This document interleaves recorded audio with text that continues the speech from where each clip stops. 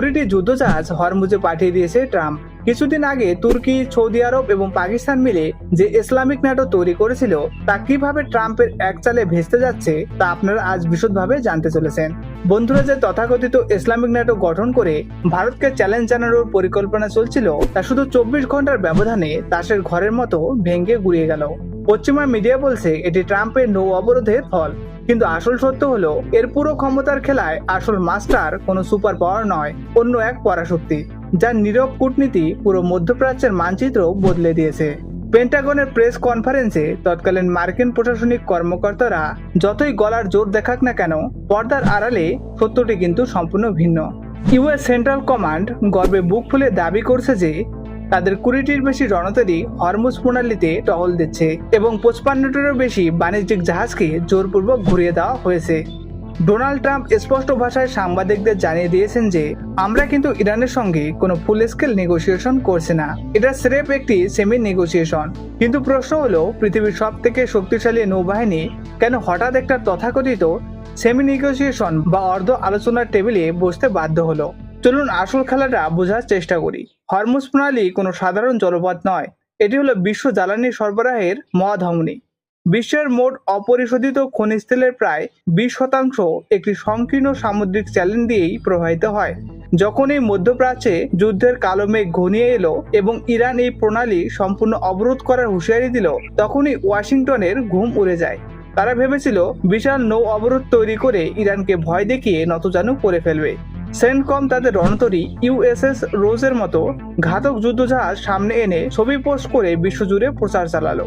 কিন্তু বাস্তবে দেখা গেল ইরান পিছু হটাতেও দূরের কথা, বরং পাল্টা শর্তের পাহাড় চাপিয়ে দিল। ইরানের সুপ্রিম ন্যাশনাল সিকিউরিটি কাউন্সিল এবং তাদের পররাষ্ট্রমন্ত্রী আব্বাস আরাঘিসি স্পষ্টভাবে জানিয়ে দিলেন, আমেরিকা যদি তাদের সমস্ত বাজেয়াপ্ত করা সম্পত্তি মুক্ত না করে, যুদ্ধের সম্পূর্ণ ক্ষতিপূরণ না দেয় এবং অন্যান্য নিষেধাজ্ঞা না তুলে, তবে মার্কিন জাহাজের জন্য সমুদ্রের পথ চিরতরে বন্ধ থাকবে। এখন মার্কিন মিডিয়ার দাবি হলো ট্রাম্পের 20টি যুদ্ধজাহাজের ভয়েই নাকি ইসলামিক ন্যাটো নাকি ভেঙে যাবে। কিন্তু নিরপেক্ষ দৃষ্টিকোণ থেকে দেখলে সত্যটা কি? সত্য হলো আমেরিকার ভেতরে ভেতরে অত্যন্ত অসহায় বোধ করছিল, কারণ বিশ্ববাজারে তেলের দাম হু হু করে বাড়লে সরাসরি তার প্রভাব পড়বে আমেরিকার সাধারণ মানুষের পকেটে এবং এর ফলে ঘরে মাঠে রাজনৈতিক বিপর্যয় নিশ্চিত। ঠিক এই সংকটময় পরিস্থিতির নৈপথ্যে আবির্ভাব ঘটে বিশ্বের এক মহাশক্তি রাষ্ট্রের, যার উপর আজ আন্তর্জাতিক বাণিজ্যের স্থায়িত্ব নির্ভর করে। আমেরিকার 20টি যুদ্ধজাহাজ নাকি ভূ রাজনৈতিক কূটনীতির আসল চাল? কোনটি বিশ্বকে ধ্বংসের হাত থেকে বাঁচালো? আপনি যদি ভারতের অখণ্ড সার্বভৌমত্ব এবং বিশ্বমঞ্চে ভারতের ক্রমবর্ধমান প্রভাবের উপর গর্বিত একজন ভারতবাসী হন, তবে কমেন্ট সেকশনে অবশ্যই জয় হিন্দ লিখতে ভুলবেন না।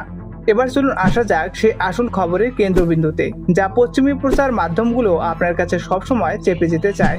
পশ্চিম এশিয়ার বুক ঘেঁষে যে ইসলামিক ন্যাটো গড়ে তোলার চক্রান্ত হচ্ছিল, যেখানে পাকিস্তানকে সামনে রেখে আঞ্চলিক শক্তিগুলোকে একত্রিত করে বিশ্ব অর্থনীতিকে জিম্মি করার পরিকল্পনা ছিল, তা একদিনেই কেন নিষ্ক্রিয় হয়ে গেল? উত্তরটা লুকিয়ে আছে কৌশলগত নিয়ন্ত্রণে। আমেরিকা ভেবেছিল তারা সমুদ্র অবরোধ করলেই কেল্লা ফাতে, কিন্তু ইরান চাল চাললো ওমানের সাথে মিলে। ওমান আর ইরান যৌথভাবে সিদ্ধান্ত নিল তারা একটি নির্দিষ্ট শিপিং ল্যান্ড বা বিশেষ সামুদ্রিক পথ তৈরি করবে, যা দিয়ে বিশ্ব বাণিজ্যের প্রধান জাহাজগুলো নিরাপদে যাতায়াত করতে পারবে। এবং এই সুরক্ষা বলয় নিশ্চিন্ত করার ক্ষেত্রে পশ্চিমের কোনো দখলেই রইল না। উল্টে আমেরিকা বাধ্য হলো ওমানের মাধ্যমে পরোক্ষ কূটনৈতিক বার্তা চালাতে। ট্রাম্প সংবাদ সম্মেলনে যত বড় বড়ই কথা বলুক না কেন, মার্কিন থিঙ্ক ট্যাঙ্কগুলোর ভেতরের খবর বলছে ওয়াশিংটন ভালো করে বোঝে যে সামরিক শক্তি দিয়ে হরমুজ প্রণালী কখনোই স্থায়ীভাবে খোলা রাখা সম্ভব নয়। সোশ্যাল মিডিয়া ও আন্তর্জাতিক সামরিক বিশ্লেষকদের মধ্যেও এই নিয়ে তোলপাড় শুরু হয়ে গেছে। ওয়াশিংটনের নীতি এবং কৌশলগত সিদ্ধান্ত নিয়ে বিশ্বজুড়ে চলছে তুমুল তর্ক। সম্প্রতি মার্কিন ড্রোন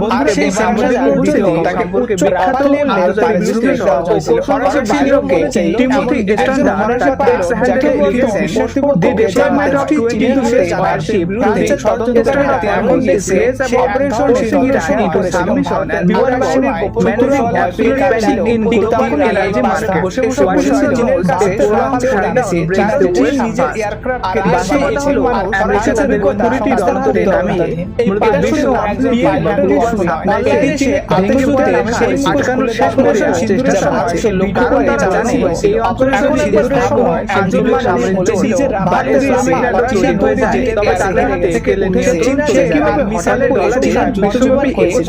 এই ভিডিওগুলো তাদের শেষ হয়ে যাবে দিল পাকিস্তান বা অন্যান্য হিন্দুদের মানসিকতা সংবেদনশীল সময়ে এই যুদ্ধকে সামরিক শক্তির উপর ক্ষতি করে ছড়িয়ে দেয় স্বপ্নদের ছিল। আর এখন ফ্রান্সের গোয়েন্দা সংস্থা সিকিউরিটিকে বিদেশ বিশ্বের সাথে কোনো গোপন সম্পর্কের সাথে গোয়েন্দা তৎপরতা যে সূত্র কান্তের তথ্য পারা মানুষ যে কোনো কাছে তথ্য সরবরাহের অভিযোগে আনুষ্ঠানিকভাবে জামিন করা মানুষ এবং তার বাজে তল্লাশি করিয়ে দিয়ে জিজ্ঞাসাবাদ করা ভ্রমণের এটা শুধু একজন মানুষের পথ দাঁড় করে এটা চীনের সেই বালখানা ভ্রমণে যেখানে হয়েছে বলে তারা অন্য দেশের মানুষকে দূরে নিয়ে ইরান যখন যখন তারা জানে সরাসরি নদীতে অর্থনীতি ভেঙে গেল তখন তারা গোপনে চীনে গিয়েছিল। সেখানে চীনের সামরিক পাইলটরা এই ঘটনা ইরান দিয়েছিল চীন শুধু রাজনৈতিক সংকটে ফেলে দিয়েছে আর এই পুরো টানাপোড়েনের মাঝে লড়াইয়ে হয়ে গেল একদিনের জন্য মাথাচাড়া দিয়ে ওঠা তথাকথিত ইসলামিক ন্যাটো অধিক স্বপ্ন। একজন ভূ রাজনৈতিক বিশ্লেষক হিসেবে আমি বিষয়টিকে কোনো একপাক্ষিক দৃষ্টিভঙ্গি দিয়ে দেখছি না।